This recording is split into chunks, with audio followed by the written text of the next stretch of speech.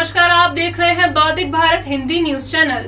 सांसद सेवा केंद्र बड़वानी में आयोजित की गई प्रेस वार्ता में लोकसभा सांसद गजेंद्र सिंह पटेल ने मानसून सत्र में पारित विधेयक को लेकर क्या कहा। सांसद गजेंद्र पटेल ने सांसद सेवा केंद्र बड़वानी में की पत्रकार वार्ता। सांसद गजेंद्र पटेल ने बताया कि संसद के मानसून सत्र के दौरान लोकसभा में कुल 25 विधेयक पारित हुए। विपक्ष के कड़े विरोध के बावजूद केंद्र सरकार ने 25 विधेयक पारित कर देश के विकास में महत्वपूर्ण परिवर्तन लाया है। इन महत्वपूर्ण विधेयक पारित होने पर सांसद गजेंद्र पटेल ने खरगोन बड़वानी लोकसभा की देवतुल्य जनता की ओर से केंद्र सरकार का आभार और धन्यवाद माना। लोकसभा के सेशन में जिस प्रकार से पार्लियामेंट चली है और जिस प्रकार से विपक्ष ने विद्रोह पैदा करने का प्रयास किया है, उनका जो मुद्दा था मणिपुर पर हमारी केंद्र की सरकार आदरणीय नरेंद्र मोदी जी के नेतृत्व में जो चल रही है, उन्होंने कहा था कि मणिपुर पर चर्चा कराने को तैयार। फिर भी विपक्ष के लोगों ने न चर्चा होने दी और न चर्चा करने में भाग लिया। इसके बाद जब दिल्ली का विधेयक आया तो दिल्ली आम आदमी पार्टी का विधेयक था और दिल्ली के विधेयक में जिस प्रकार से राष्ट्रीय राजधानी क्षेत्र दिल्ली सरकार का विधेयक आया तो उन्होंने सेशन में चली भी और उस पर चर्चा भी करी, क्योंकि उनका गठबंधन टूटे नहीं, इसलिए उन्हें चर्चा होने दी। और इसलिए इस मानसिकता को पूरा उजागर होता है कि कहीं न कहीं विपक्ष के लोग पार्लियामेंट चलना नहीं देना चाहते, परंतु फिर भी हमारी केंद्र की सरकार ने 22 विधेयक पास किए। और निश्चित तौर पर देश की आज़ादी का ये अमृत महोत्सव है। 15 अगस्त कल जो दिन गया है, 15 अगस्त को आज़ादी के अमृत महोत्सव का आखिरी दिन था और अब आज से 16 तारीख से अमृत काल की शुरुआत हो रही है। इस अमृत काल की शुरुआत 2047 तक भारत कैसा रहने वाला, इसमें नए नए कानूनों का प्रावधान, विधेयकों का संशोधन, क्योंकि जितने भी बहुत सारे कानून जो बने हैं वो ब्रिटिश काल के कानून इस सरकार में चल रहे हैं। और इसलिए हमारी जो सरकार है वो जो गुलामी के जो स्मारक हैं, जो गुलामी के जो कानून हैं, उसको समाप्त करके भारतीय संस्कृति के अनुसार चलने वाली हमारी सरकार है। इसलिए नए और अच्छे कानून बनाने की हमारी सरकार काम कर रही है, जिसमें 22 हमने कानून का परिवर्तन किया है, जो विभिन्न प्रकार से मैं आपके माध्यम से जनता को पहुंचाना चाहता हूं। एक है अनुसंधान राष्ट्रीय फाउंडेशन विधेयक 2023 है, एक फार्मेसी संशोधन विधेयक 2023 है, डिजिटल व्यक्तिगत डेटा संरक्षण विधेयक 2023 भी पास किया गया है, राष्ट्रीय राजधानी दिल्ली क्षेत्र का है जिसमें दिल्ली की सरकार के अधिकारों को लेकर है, वो भी हमने पास किया है, भारतीय प्रबंधन संस्थान विधेयक 2023 इसका भी संशोधन करके जनता के हित में हमने किया है। अपतटीय क्षेत्र खनिज विकास एवं विनिमय संशोधन विधेयक 2023, जन्म और मृत्यु का पंजीकरण, ये भी एक नया और बहुत अच्छा, क्योंकि इसका पंजीयन अब होगा डिजिटल पंजीयन, ये भी विधेयक हमने पास किया है। खान और खनिज संशोधन विधेयक, राष्ट्रीय नर्सिंग और मिडवाइफ आयोग विधेयक, राष्ट्रीय दंत चिकित्सा आयोग विधेयक, संविधान अनुसूचित जाति आदेश संशोधन अधिनियम, सिनेमेटोग्राफ संशोधन विधेयक 2023, तटीय जल कृषि प्राधिकरण संशोधन विधेयक 2023, वन संरक्षण संशोधन विधेयक, वनों की सुरक्षा को लेकर एक विधेयक पास किया गया है, जलवायु परिवर्तन जिस प्रकार से हो रहा है, विनियोग विधेयक, जम्मू एवं कश्मीर विनियोग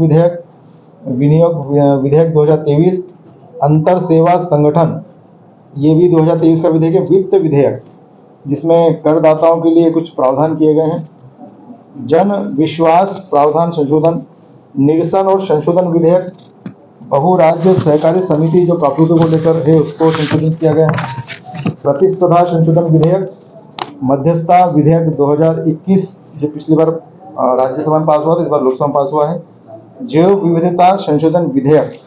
ये कुल मिला के 24 विधेयक इस पार्लियामेंट में हमने पास किए हैं और ये सभी जनता के हित से जुड़े मुद्दे हैं और इन सभी मुद्दों को लेकर पार्लियामेंट में हमने मुद्दों को पास किया है। मैं आपके माध्यम से जनता में ये विधेयक जाए और ये कानून कहीं न कहीं जनता के हित का लाभ का कानून रहेगा।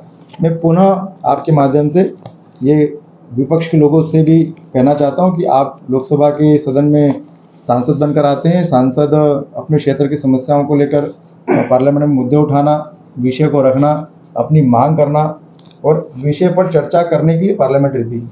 और इसलिए इस प्रकार का हंगामा करके उन्होंने इस बार के सदन को कहीं न कहीं रोकने का प्रयास किया था। फिर भी यह देश अब अमृतकाल में चल रहा है, अमृतकाल में विकास की राह पर चल रहे हैं। हमारी सरकार पूरे समय का सदुपयोग कर रही है, इसलिए 22 से 25 विधेयक हमने पास किए हैं। मैं आपके माध्यम से जनता को बहुत बहुत शुभकामनाएं देता हूँ, बधाई देता हूँ। अच्छा, रेलवे प्रमुख मुद्दा रहा है क्षेत्र का, तो उसके लिए विस्तारीकरण के लिए क्या है? निश्चित तौर पर रेल खरगोन बड़वानी लोकसभा में रेल की मांग लंबे समय से चल रही है। रेल को लेकर अभी हमने रेल मंत्री से मुलाकात भी करी है। इंदौर से मलमाड़ रेल प्रोजेक्ट अभी कुछ काम उसमें चल रहा है। हमारे यहाँ टेक्निकल पुल को लेकर कुछ असुविधाएं हैं, इसलिए उस पर भी रिसर्च चल रहा है। और खंडवा खरगोन भाई बड़वानी होते हुए धार होते दाहोद एक रेल मार्ग का सर्वे हो गया है। सर्वे अब रेलवे बोर्ड की कमेटी में अब गया है। निश्चित तौर पर वो बोर्ड में पास होने के लिए आया है। एक अलीराजपुर से भी रेल बड़वानी पहुंचाने के एक हमने प्रस्ताव दिया है। ऐसा सेल्दा से भी एक प्रस्ताव हमने खरगोन के लिए दिया है। तो ये सभी पर अभी प्रस्ताव दिया है और इंदौर मलमाड़ पर काम चल रहा है और एक नया सर्वे होकर रेलवे बोर्ड के पास में। एक मेडिकल कॉलेज में प्रमुख मुद्दा रहा है और सतराटी में जो है कृषि महाविद्यालय का, जहाँ सतराटी के अंदर जो रिक्त भूमि शासकीय है रिक्त पड़ी हुई है, तो वहाँ पर ही बरसों से मांग चल रही है कृषि विश्वविद्यालय की। दोनों मुद्दे बहुत महत्वपूर्ण हैं। निश्चित तौर पर मुझे लगता है कि पिछले बार खरगोन में मध्य प्रदेश के जननायक आए थे, उन्होंने खरगोन जिले में मुख्यालय पर मेडिकल कॉलेज की स्वीकृति दी है। जगह भी वहाँ चिन्हित हो गई है। आज हम बड़वानी की बात करें तो बड़वानी भी आकांक्षी श्रेणी में है और आकांक्षी श्रेणी में होने के कारण से यहाँ पर कई विकास काम की सौगातें हमको मिल रही है और इसलिए यहाँ पर भी मेडिकल कॉलेज खुलेगा, क्योंकि आदरणीय देश के प्रधानमंत्री मोदी जी ने ये इस बात को संकल्पित किया है कि मेडिकल व्यवस्थाओं में हर जिले में मेडिकल कॉलेज खोलना है। खोलने का क्रम धीरे धीरे जरूर है, क्योंकि प्रतिवर्ष हम 10 से 12 मेडिकल कॉलेज नए भारत में खोल रहे हैं। तो आकांक्षी जिले होने के कारण से हमारी प्रायोरिटी है। तो आने वाले 2024 के सेशन के बाद में बड़वानी को भी सौगात मिलने वाली है। अच्छा, कृषि महाविद्यालय के लिए 50% कमीशन का जो आरोप लगा रही है कांग्रेस भाजपा सरकार का, क्या कहें? निश्चित तौर पर उसका कोई प्रमाण नहीं है। मैं आपके माध्यम से कांग्रेस पर इस बात को इंगित करता हूं कि कांग्रेस की जब सरकार मनमोहन सिंह की सरकार थी, 10 साल जब मनमोहन सिंह की सरकार चली तो ए से ले तक जेड तक वो भ्रष्टाचार में डूबी रही और एक नहीं हजारों करोड़ के घोटाले उन्होंने किए हैं। आज माननीय मोदी जी की सरकार को 9 वर्ष हो गए। 9 वर्ष में मैं आपके माध्यम से कांग्रेस के लोगों से पूछना चाहता हूं कि एक भी आरोप भ्रष्टाचार के मामले में बता दें जो 50% भ्रष्टाचार की बात करते हैं। और इसलिए उसको लेकर कई सामाजिक संस्थाओं ने, कई एनजीओ ने, कई पार्टी के लोगों ने एफआईआर दर्ज करी है। उस पर एफआईआर भी दर्ज हो गई है, क्योंकि देश के उस समय के प्रधानमंत्री जब कांग्रेस के प्रधानमंत्री थे तो वो कहते थे उनकी सरकार में कि हम 1 रुपया भेजते हैं और नीचे मिलता है 15 पैसे। तो 85% भ्रष्टाचार होता है, ये कांग्रेस के प्रधानमंत्री ने स्वीकृत किया। और आज मोदी जी की सरकार में जो 1 रुपया अगर मोदी जी किसी हितग्राही को भेजते हैं तो पूरा 1 रुपया हितग्राही को मिलता है। ये मोदी जी की सरकार का विश्वास है और इसलिए 2024 में हम पुनः मोदी जी की सरकार पूर्ण बहुमत से अत्यधिक सीटों के साथ में सरकार बनाएंगे। रिपोर्टर रामलाल सोलंकी, बड़वानी।